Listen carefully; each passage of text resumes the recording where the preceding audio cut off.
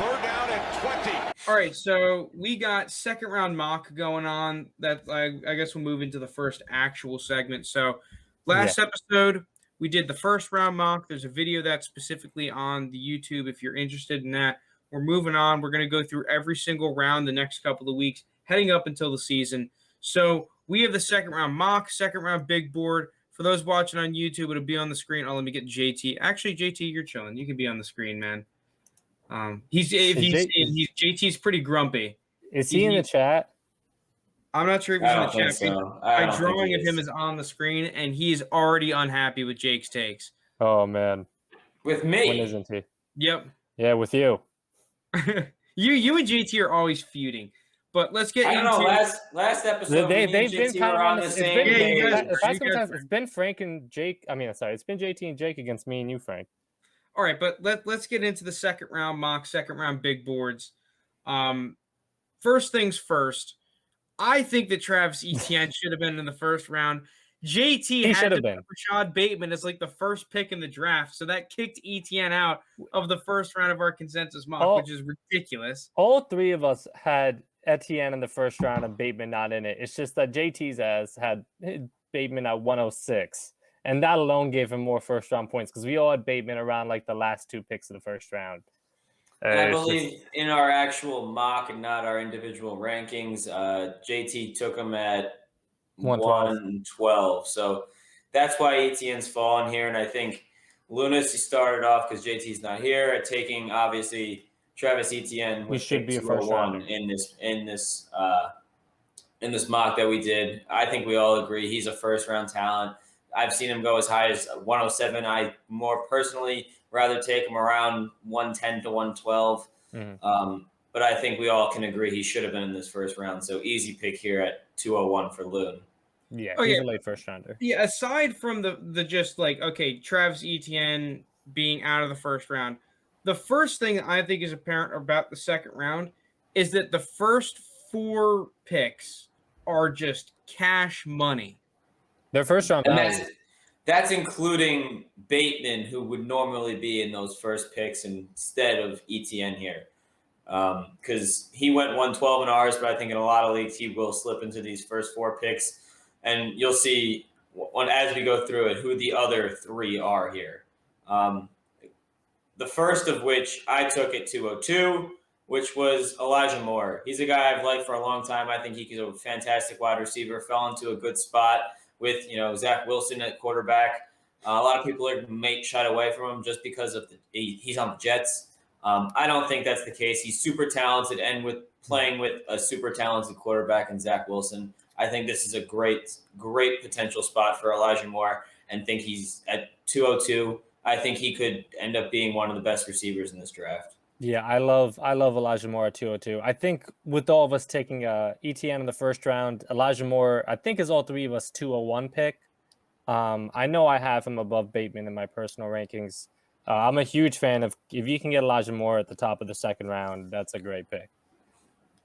Yeah, I like it a lot. I think the last thing I want to add for Elijah Moore that, he's an unbelievable route runner, but one thing that you saw with Zach Wilson at BYU, I mentioned this on an earlier pod, is that him and Dax Milne had a really nice connection when the play would break down, and Zach Wilson likes to escape the pocket probably too much, similar to Kyler Murray to a certain extent, and Baker Mayfield when he was coming into the league. They would leave clean pockets, but at the same time, when you have a receiver like Elijah Moore, I feel like it really fits his skill set. So that's one of the reasons why I think that Elijah Moore could be really successful out the get-go. But I want to talk about the other Moore, the Moore that is being more slept on. Yes, Ooh. Shoot me. That was just too corny. I'll shoot you some more. All right, you're done. You're done. I'm muting you. I'm kidding. Rondale Moore, though, because Rondale Moore is a guy that I absolutely love. I've seen that a lot of the data analytics models, at least the ones that I believe in, like both of the Moores. I still think I'd rather have Rondale Moore over Elijah Moore at this point. Am I crazy, or is that so? I really like Rondale Moore too, and for me, like going off my first round mock where Etienne's in the first round, the top three picks of the second round for me, in whatever order you want, are both of the Moores and Trey Sermon. I can't put him over Elijah Moore. Ooh, I might include Bateman in that group as well. Bateman is in the 4 to 6 range for me. I have 4 to 5. He'd be one of the next two, but the two Moores and Sermon are my favorite top of the second round. So I do like Rondo Moore a lot. I think they're going to use him well in that Arizona offense. I'm excited to see the different ways they get the ball in his hands, but I can't put him over Elijah Moore. Elijah Moore, I just love. The thing about Rondell Moore is he's an athletic freak. People are going to point to his size, and he wasn't as big as people wanted him to test, but or measure, excuse me. But like the dude was an absolute stud at Purdue. I mean, he's going to an offense that has DeAndre Hopkins on the other side, and it has Kyler Murray at quarterback. People are going to say, oh, they signed AJ Green, Christian Kirk's still there. No, the guy that's the number 2 receiver in Arizona will be Rondell Moore. He's just too talented, and that's why I think belongs in the top half of the second round, if not sneaking into the first, if you like him that much. Yeah, ask that Ohio State secondary when they played Rondell Moore, who was a true freshman, if they think he's too small. Exactly. Ask them if they think he's too small.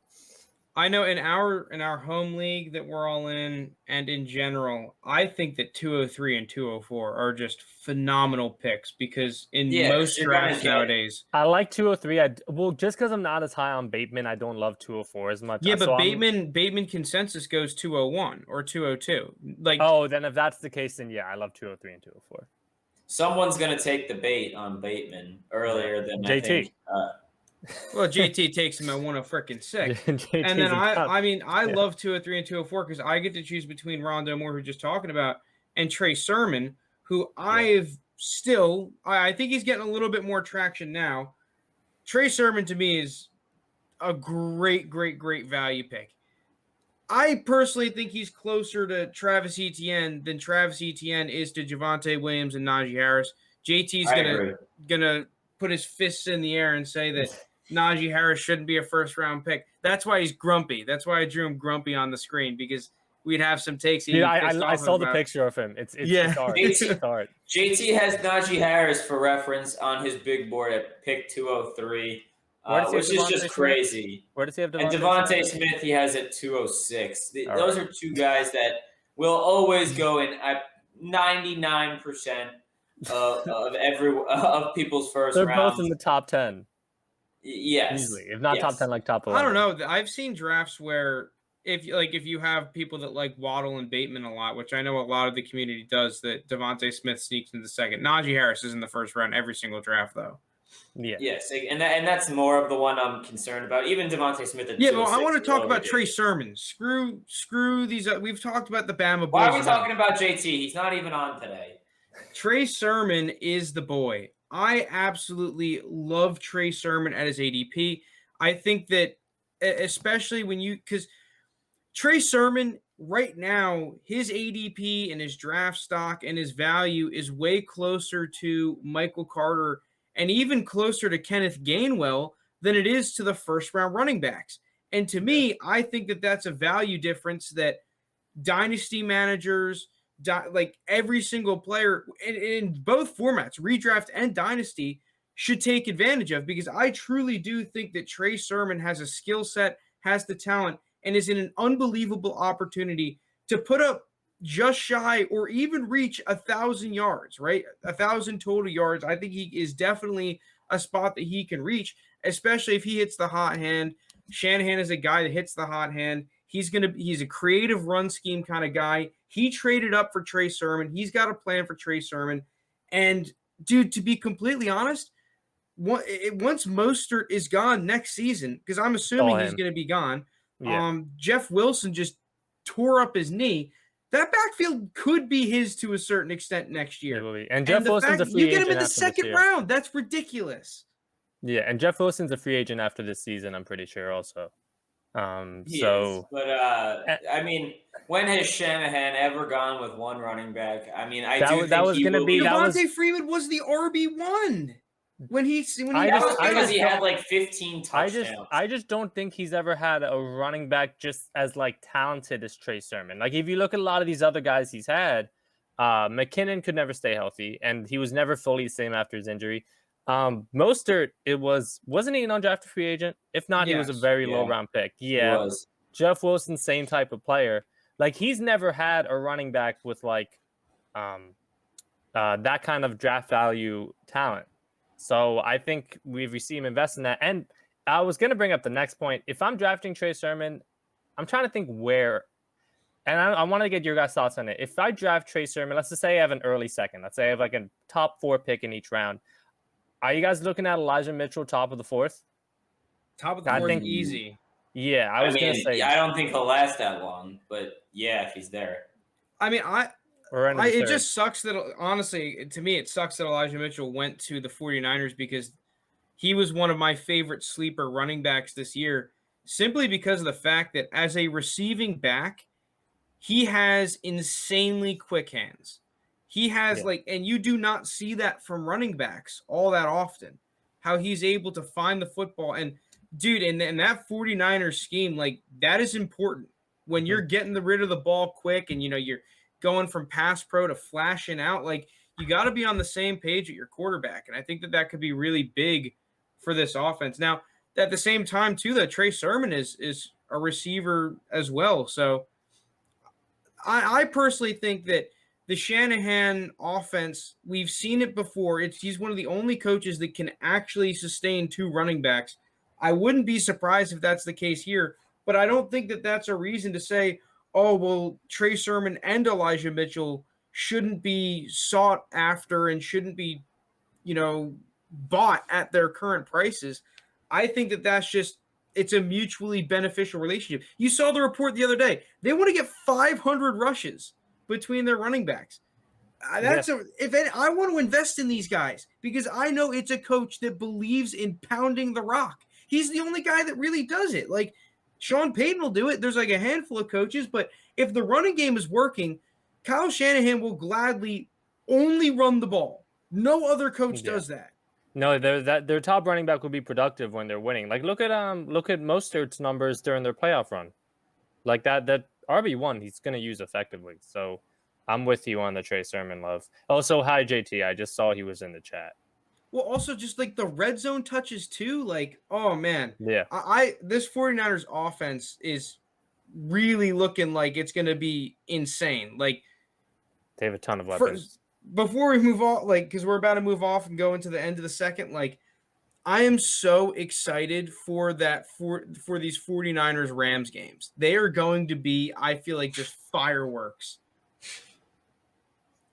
Yeah, what was I gonna say? I'll be more excited if Trey Lance is starting, but I am very excited just to like some of those like they're 2 offensive genius head coaches.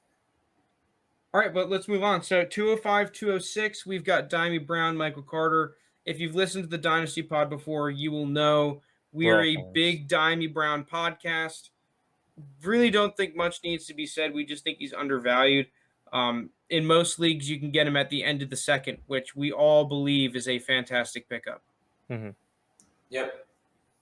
If you need convincing, I just think that Dimey Brown, he's more than just a deep threat. Really good release, physical, good with the ball in his hands, and is able to stack defensive backs insanely quickly. Something you really just don't see a ton. It's like it's what Odell Beckham is so good at. I'm not saying he's Odell, but it's just a reason why you want to like him. That's a good. I think some of the. I think some of the reasons. That's interesting. He doesn't have the hands though. He compared him to Odell. But I don't fully agree. The way that like, they can stack a defensive back. For those who don't know what that means that you're able to position yourself in front of the defensive back so that when you're running a route, the defensive back has to get fully around you, which is just like hard to do, especially when you're a big ass dude. Yeah. So like when you're on a go route, you want to get in front of the guy, but then position yourself fully in front of him, not like you're on the side of him. It sounds self-explanatory, but it's a little bit easier said than done. But let's move on to the more interesting guy, which is Michael Carter. Because we have Michael Carter at 206. In all drafts, you're basically going to see Michael Carter go before 206. we've kind of been split on him before. I think me and Jake were the guys kind of on him. I'm very on and off with him. I see a whole lot of people on Twitter saying, oh, well, at the end of the day, he's a 4th round pick. I've got a couple things to say, but I want to hear your opinions first. Before 206, let's say 203, is that the bait, yes or no, if you really need a running back? At 203, yes, because you could take Trey Sermon. And if Trey Sermon's not there, you're getting a receiver that's much more talented. And I do like Michael Carter. I was the one who, in this mock draft, selected him at 206, and I feel like that's the appropriate time to draft him in the middle of the 2nd round, like 207. I don't mind, like that kind of range. There's just so much talent at the top of the 2nd. I do like Michael Carter, and I think he's. I argued on an earlier podcast. I think he'll see more opportunities this year than someone would expect. And I still like a mid-2nd round pick is still very good capital. But there's just so much talent at the top of the 2nd between Sermon and some of those receivers up there. I can't get with drafting him at 2 or 3 just because, he's the only running back I know there at the Jets. You got to go talent over opportunity with a lot of these drafts. And even though his opportunity is good, and that's part of why he's a mid-2nd round pick in most of our opinion, there's more talent at the top of the 2nd. Okay, so the one thing I have to say about Michael Carter is that he is a more talented running back than a 4th round pick. I think me and Frank can both agree on that. I think you can agree on that. I agree also. I liked him a lot at North Carolina. I think he kind of got overshadowed by Javonte Williams, and rightfully so. He's this pod's number RB1 in this draft. So I understand it. But at the same time, that shouldn't take away from the accomplishments and the talent that Michael Carter showed throughout his college career. And the thing I do think he is getting slightly overdrafted in leagues just because people are going to say, oh, he's on the Jets. They don't have any other one else. I'm not ready to say that. I still think Michael P. Ryan is a guy that's going to get touches. I still think even Tevin Coleman, when healthy, is going to get touches. So I don't think he's going to immediately come in and be this bell cow running back that a lot of the Dynasty community is ready to peg him.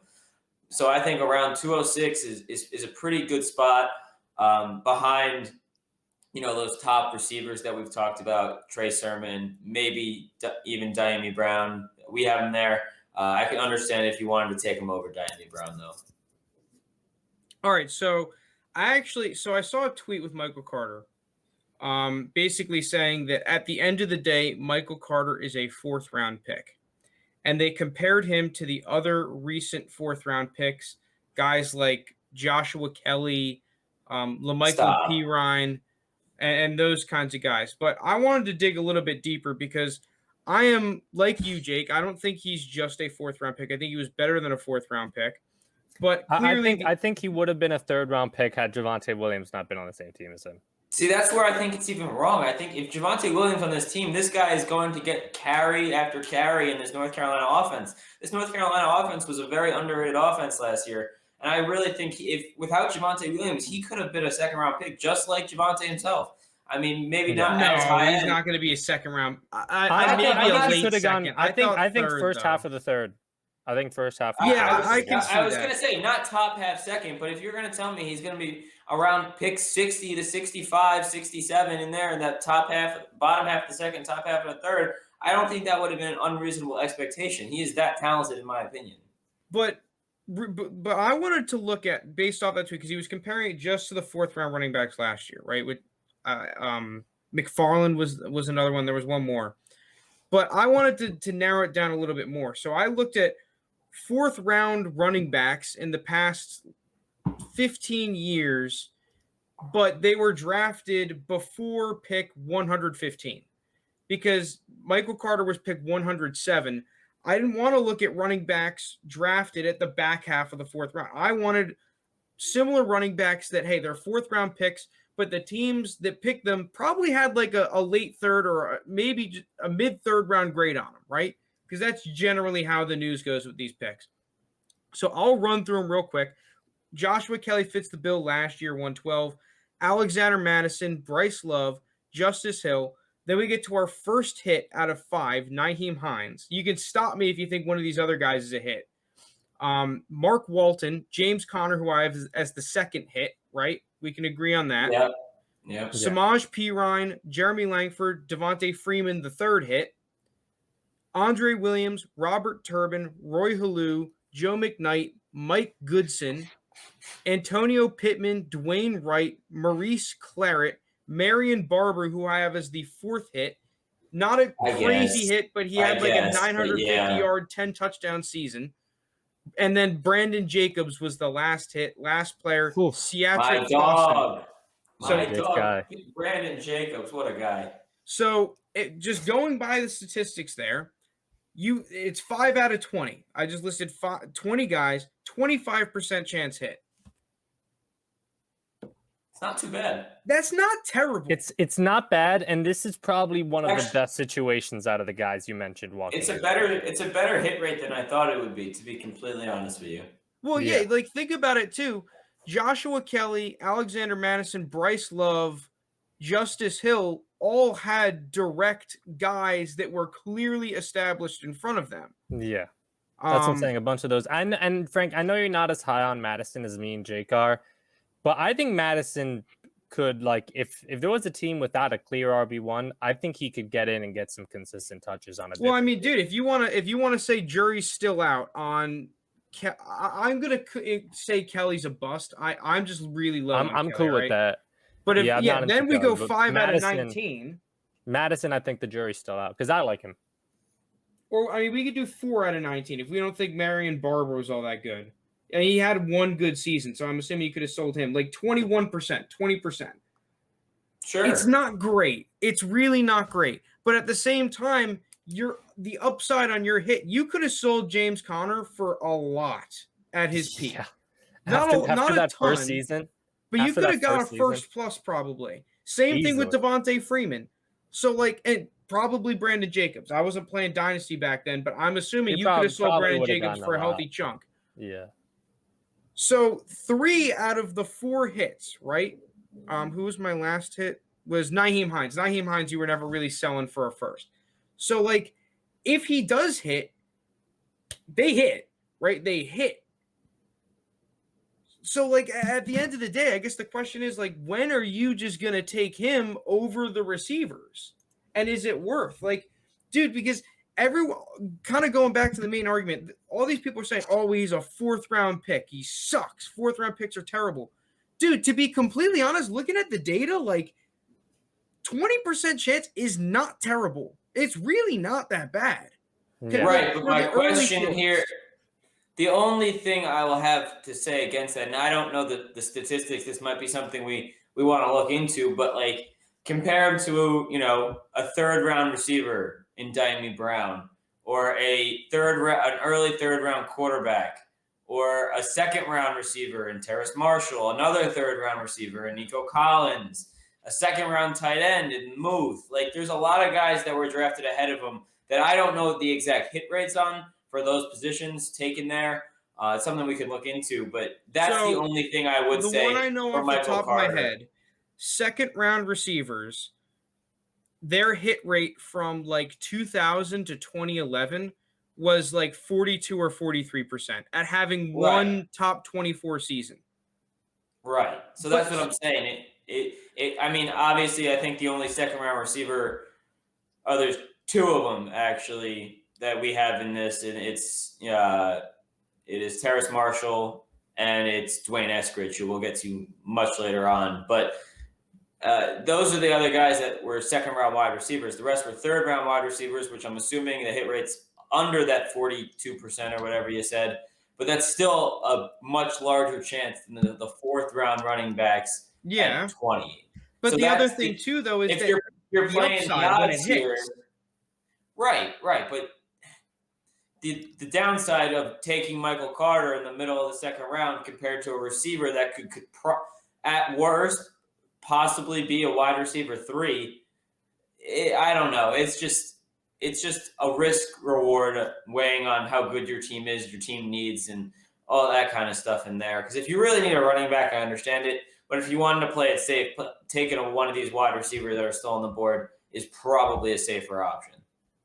Yeah, it's definitely safer, but it's 2nd-round picks. At the end of the day, I'm talking 2nd-round dynasty, right? Like, 2nd-round receivers, dude, you still have less odds than a coin flip. And, like, the hit rate for that was much, much looser than my hit rate. I mean, the only one that you can really make an argument shouldn't be a hit is Marion Barber. But, dude, a season for a 4th-round pick of 950 yards and double-digit touchdowns is not bad at all. I mean, granted, it was like 3 or 4 years down the line, but according to that receiver study that I looked at with the 43%, that would have been a hit. I'm assuming he was a top 24 running back with those kinds of numbers. Oh, he definitely was. So I don't know. I wanted to bring that up because I agree 4th-round hit rates, they suck. But I personally think that Michael Carter is more talented than a lot of these other running backs that were drafted in the top half of 4th rounds. Like, dude, Walton, I thought he was miles ahead of Walton. Madison, obviously, I'm not a Madison guy. Kelly, I was not a fan of Josh Kelly. So, like, instantly, I'm knocking like 3 or 4 guys off the board. I think that the whole 4th-round label is a little bit too strict on Michael Carter. I'm not going to come out here and say that I'm going to pick him up at 202. But if you really need a running back, I don't think that you should shy away from him just because he was in the 4th round. I agree. Yeah. That's my stance. I think we've gone over Michael Carter for quite a bit, so we can move along. I had picked 207. I took Kellen Mond here. He's a guy that if you listen to us, we all like a lot. We think he has a really good situation in Minnesota here. He's probably going to sit a good chunk of the year, if not all of this year, behind Kirk Cousins and learn from him. And he's a guy that has a lot of talent, a great arm. So I think he just needs to get the game down in his head more than anything. I want to ask you guys a question real quick. Because I think we might be on the same page here, which is pro Kellen Mond. By Kellen Mond's 3rd season, so 2 years, next 2 seasons have passed. Is Kirk Cousins still on the Vikings? No. I say no also. I have no idea, to be honest. No. I don't think he's still on the Vikings. I think Kirk Cousins is probably starting somewhere else. I don't think he's going to I think he'll be a starter somewhere else, but I don't think he'll be on the Vikings in 2 seasons. I think this was the Vikings' way of telling him, hey, yeah, you're the starter, but we do have plans. You better play well. Because a lot of Mond's super talented. He has the arm strength, and we've seen him make some crazy plays on tape. Yeah. So, and someone brought up a good point. Sorry, someone brought up a good point. Like Mond is the more physically talented quarterback than Kirk Cousins. Oh, yeah, 100%. Yes, Kirk Cousins is the guy that's going to come out and put up the 4,000 plus yards, put up the 25 plus touchdowns. He might throw 10 plus, 12 plus interceptions, sure. Yeah. But at the end of the day, he's going to be a quarterback that's going to put up some decent numbers. He's going to finish probably quarterback around 12 to 15, and that's what he's going to be. And I think the Vikings are kind of sick of losing in the 1st or 2nd round of the playoffs, and they want a guy that could put him over the hump. That's the problem with Kirk Cousins is that he's going to go. He can go out there and throw for 500 yards on any given day, which is why he's still a starter. But at the same time, he can go out there and just absolutely shit the bed, throw 3 picks, and go for 120 yards. Yeah. But with Mond, I feel like you kind of just have to use the Jalen Hurts philosophy. I'm not picking Mond because I think that Kirk Cousins is bad or won't be the starter. I'm picking Mond because I think he's a good player. Yep. Yeah. So I'm not really that was the point I wanted to bring up with Mond being more physically talented. Like teammates are gonna see Mond as obviously the more physically talented QB throughout training camp and shit. And so if Kirk Cousins this year loses in the 1st round, or if they miss the playoffs again, it's not great for Kirk Cousins. Mond is a long-term investment. You're not picking him for immediate quarterback production. If anything, I think it'd be better for him to sit most of next season and then right. And I'm not trying to compare him to Jalen Hurts here because that was kind of a fluke situation that never happens. But look at the value that Jalen Hurts has right now. I think he's QB 14. We said last week. He's probably. I don't think it's a fluke though. What if Mond was on the Rams? And all of a sudden Jared Goff gets hurt and his thumb is destroyed and he can't play. And I mean, quite frankly, when he was playing like dog shit to begin with, to a certain extent. I mean, there might be the Jalen Hurts situation in Los Angeles, and then they don't end up trading all their picks for Stafford. I mean, I'm playing the what if game really hard right now, but that could have been the situation. But we like Mon. Let's move on. Terrace Marshall's the next guy. Yeah, I'm that the was lowest me. guy on Terrace Marshall. We're at 208. Yeah. At the I same had time, him- I respect the upside of Terrace Marshall. If Terrace Marshall is a good player, I think that the sky is the limit for him. I just don't like him because of his tape, and I have a rule that if I don't like your tape, I'm not drafting you. I'm a stubborn person. So I had Terrace Marshall at 210. I'm not a big Terrace Marshall guy either. I put guys like Josh Palmer ahead of him. I put guys like Tony ahead of him. It's the only reason I still have him at the end of my second. I think if he's going to go to any team, the team with Joe Brady as their OC makes me feel a little bit better about him. To like where I'm like, okay, I can take him in the back half of the second. Well, also Matt Rule. I think Matt Rule is like a perfect coach for him. Yeah. Like he'll be riding on his ass, like no. Yeah. Oh, man. But no, that's the point though. And I think with Curtis Samuel gone, that wide receiver spot, wide receiver 3 spot is up for grabs. I know pretty much like McCaffrey's the wide receiver 2 after DJ Moore, pretty much, but with Robbie Anderson still there. But Robbie Anderson only has 1 year left on his deal. But Robbie's a receiver that's very underrated. He had a very good year last year. Oh, you have to tell me about Robbie Anderson. I love Robbie. And he's back with his good buddy Sammy D. That's true. So I mean, I think it'll be fine. I think Marshall is going to be given the chance to ease into that wide receiver 3 role, and then next year when I think when Robbie Anderson's a free agent, just slide right into that number 2 role behind DJ Moore. I think it's a nice situation for him, and I think he'll fit very nicely opposite DJ Moore as a bigger receiver to DJ Moore, liking to go across the middle a lot. Yeah. So I'm cool. Where Jake do you have? You have him like 207? Yeah, it's in the mock. I personally have him at 207. The mock I got him at 208. Yeah. So I'm just surprised the community isn't higher on him. I don't know what happened. I think no, but they are. They're higher on him than us. I think not by a whole lot. I mean, Keep Trade Cut right now has him at 18. Dude, he was a late first at one point. Like there was a point in time right before the draft where he was in the Bateman spot, and then Bateman was a first-round pick, and then Terrace Marshall slid in there. Terrace Marshall slid back. Bateman slid back in. I think that Terrace Marshall's gone from being overvalued to being at a pretty favorable price if you like him. Because if I'm a crap team and I have a whole lot of like late second-round picks, I would take Terrace Marshall because the upside is tremendous with him, and I think he's in a good spot. Speaking of a guy with tremendous upside, this is a guy I have liked a lot, and that's Nico Collins. I think that Nico Collins is a stud, to be honest. I think that Nico Collins is the Chase Claypool of this year to a certain extent, where not that crazy. Playing on the Texans? I don't care where he's playing. I think he's just a good player, and he's just de facto behind everyone because everyone's just a little bit too nervous about taking him. It's like, dude, he's athletic. He had a phenomenal Senior Bowl. He has a whole lot of traits you could like. But because he doesn't have all the data analytics metrics and isn't on a flashy team, it's like people are like, oh, well, we'll just slide him back to the end of the second. Every single person. Dude, I like Nico Collins a lot. I'm really close to putting Nico Collins above Bateman, to be completely honest.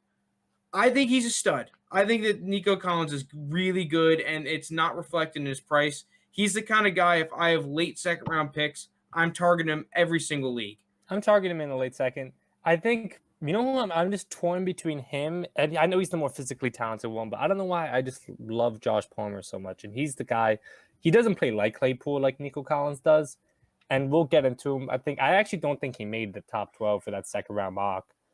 He would be my first pick of the third round if I had that. But it's between them two kind of, but I do like Nico Collins. He should be a second round pick in every draft.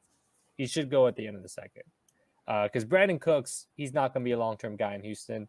I don't know how you guys we don't even have to get into it, but like when you guys think Watson will be back, if it's like next season. But that receiving core is wide open. And Nico Collins is a very talented receiver who was kind of stuck on a Michigan team that has never done any favors towards receivers. So I'm with you, Frank, in terms of really liking him. All right, next player is the Muth. I'm a big Muth guy. Just we should speed run this a little bit. Basically, the Muth in a system where Matt Canada uses 22 personnel a ton. I think that both tight ends are going to get usage. He's the kind of guy that kind of in a similar spot to Cole Kmet last year because he's not the flashy tight end like a Kyle Pitts or a first round guy. He's just going to kind of fly under the radar to a certain extent. I don't think his ADP is as favorable as Kmet's, but I also think that the Muth is more talented than him. One of my more favorite taxi squad stashes at the end of the second. I like the Muth also. At the end of the second, I think that's good value. He's the second best tight end of this draft. So no, I'm with you. I think you summed that up well. He's a guy. He's got soft hands. He's more athletic than you think. He's a better blocker than advertised. Lounis, I'll let you have the. You want to say anything on Muth, Jake? No, I just think that the fact that you brought up the blocking is a great point because I think that flies under the radar with tight ends a lot is their blocking ability. Obviously, like you're not as worried about it with guys like Kyle Pitts that are just elite receiving options. But no, if he can block, you stay on the field more. Exactly. If you're on the field, you can get dump offs. There's just a lot of things that can happen. So I think that's an underrated thing, and I think Pat Freiermuth, good pick. He's what the Steelers have needed for a while at tight end. Lounis, you have the floor. Sell us on Tony. So what if I told you a receiver that I got drafted in the first round at 211? Is that a pretty good pitch? Kadarius Toney. I don't know. JT's still angry. Just that pitch alone, a first round receiver getting picked at 211. I know the Dynasty community likes so many guys more. I mean, I have him going kind of late in like the mid-second in my personal rankings. I still like it. Like you're getting someone, they invested a first round pick in him. Do you think the Giants invested a first round pick in him to just not use him? Like punt returner in the first round. Yeah. I'm kidding. That's not it, but yeah, I know. Even though we can't do that. Oh, there's angry JT. Yeah, I've been kind of wilding out with him. He's attacking me. So no, but with him, I think we've talked about that second wide receiver spots on the Giants. I think Slayton is beatable if you're Tony. I think Tony's really talented, and I think it's going to be interesting between them. Shepard, I think we all like. I just think the concern with Shepard is, one, he hasn't gotten that extension, and two, can he stay healthy? If I'm Gettleman, I ain't giving him the extension. He's a great player. It's just he just can't stay healthy. You get half a season out of him. Yeah, so every single year, half a season, man. Yeah, never can stay healthy. I think that wide receiver 2 spot is very attainable for Tony behind Galladay. He's going to be taking those number one corners. He's going to be playing that alpha receiver role, which makes it easier on the rest of them. So that with the first round capital, I like Tony at 211 here. Yeah, I'm with you, Loon. I think Tony is obviously being slept on just for the fact that people are going to say, oh, he's a gadget player. He's this, he's that. He only had one productive season at Florida. We got it. There's a lot of red flags on him. He had to switch positions in college, which I think was fine. and that's kind of all the red flags. And I think that's kind of built into this price of why he's a first-round wide receiver falling this late in the draft. But overall, this late at 211, you can't really go wrong with a guy taken in the first round of the actual NFL draft. I picked up a share of Tony in one of my leagues at the very end of the second. I think he fell to 212, and I'm like, yeah. Like, Dimey Brown just got picked. I'm like, dude, at some point, first-round receiver at 212, kind of like the same thing in his year. Like, he has an interesting skill set. He's probably, and the Giants have been looking for this, right? The Giants signed Golden Tate. They obviously, Sterling Shepard has just kind of been on and off the field for a while. They obviously have wanted a guy to fill this kind of slot receiver. We can give him the ball, get the ball in his hands, make something happen type of role. Maybe they actually found it with Tony. Also, the other thing with Tony, dude, he played a lot earlier than people really realized in his career. He just hasn't been consistent his entire Florida career. Until his senior year. Dude, he was playing as a freshman. I was watching. No, because he was playing because he was a problem. He went to Florida as a running back, and he switched because they just found more use of him as a receiver, and that ended up being a better position. But that's kind of why he's so dangerous once he gets the ball in his hands and making guys miss, because he has running back skills. He has the ability Yeah. to break tackles, juke people out of their shoes. So that's He what just makes needs him better so routes, dangerous. dude. His routes, he is insanely quick, and that's how he gets open. His routes are kind of trash, though. Like, that's what I at least wrote about him coming out. Like, dude, I hate his route running, but like his feet are so good, and he's just such a natural athlete. He was able to get away with it. All right, Yeah. we have like a couple last players. I'll hit Amari Rogers really quickly. Then Lounis, you can take Palmer. Jake, you can take Eskridge because those are the guys you like. Amari Rogers, to me, if Aaron Rodgers is still on the Packers, is a match made in heaven. I think that Amari Rogers perfectly fits that Randall Cobb kind of role, and we've seen that role have success with Aaron Rodgers. Amari Rogers isn't necessarily the most flashy guy in the world, but you just put the football around him and he'll make a catch. He's got unbelievably good hands. Like, if I know Rodgers is going to be in Green Bay, I really like Rodgers at the end of the second. Yeah, I like him end of the second, early third. And I think that's another situation where that wide receiver 2 spot is attainable. I don't think MVS or Lazard has done anything too crazy to have that cemented for them. I'm not saying Lizard Man. The Lizard Man. I know Lazard has shown a little bit more than MVS, but I don't think either of them have been like playing like that good enough where it's like, oh, they have it on lock. I think either one is attainable. I agree. So if you want to hit on Josh Palmer right now, and then you can wrap up with Eskridge. Yeah, that's perfect. Yeah. So Josh Palmer, was he a third rounder or fourth? I believe. I want to say third rounder. Yeah. So I like that capital to start off.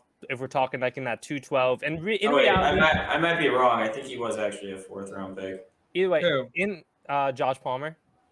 No, he's a third. Pick 77, rounder? I think. Yeah. So I like a capital. And in reality, he probably won't go in the second round in most drafts. I just like him, so I took him at the end of the second. But in reality, this is a guy you could probably get in the beginning, mid-third round. And so with Josh Palmer, I think you guys have also agreed. None of us have really been that high on Mike Williams. It's kind of for him. And I don't think they're going to pay him the money he's probably going to look for after this season, which is the last year of his contract. Keenan Allen's going to be the number one there for a while. I could see Josh Palmer kind of stepping, and none of those other guys, like Guyton will rip off like a 60-yard pass in the next 3 games, have like 1 catch for 3 yards. I think with Josh Palmer, you have the opportunity with the guy here to step into that number 2 wide receiver spot once Mike Williams leaves after this season and be paired up with Justin Herbert. I think he's someone where in that Tennessee offense, he showed a ton of flashes. I just don't think it was a very consistent passing attack in that system. But I was impressed with him. A lot of the plays he made, he played really well against Bama corners against in the Alabama game. And I just think he's someone where I'm not expecting a ton his rookie year, but his second year, and I'm assuming Mike Williams is going to walk. I think he can get a good opportunity. Yeah. And now Jake with Eskridge. Yeah, he's a guy that, similar to Josh Palmer, is going to be sitting around this, very, very late second, early third, even some drafts mid-third. I've seen him go. But he's a player that I really like. I think his fit in Seattle is perfect. I think he's a guy that they're going to get the ball to, and that's all you can really ask for. He's a good route runner, and when the ball's in his hand, he makes plays. People are going to be scared of him just because he's a smaller guy. He's only 5'9". He played at Western Michigan, and he came out as, I believe, a 5th-year senior. So there's a lot of red flags in terms of the Dynasty community, and I understand that. But at the very end of the second round here, I took him at 212 in our mock. I just like him. I like the player, and I think in Seattle, it's just a really good fit for this offense where he could be running across the middle while, Lockett and DK are going long. I think it's Russell Wilson's going to learn to just dump the ball off to him, similar to like we talked about with Tony. I think they've been looking for a guy like that. So I just like the fit here. And he has good draft capital in the second round. Yeah, he was a second-round receiver. So overall, I think Dwayne Eskridge is a solid pick. I think I'd have to pick him in the third. I don't think I could take him in the second. Wow, the difference is what? You take him at 303? Yeah, I mean it's like a whole 4 or 5 spots down. Not that much. I don't hate that at 212 though.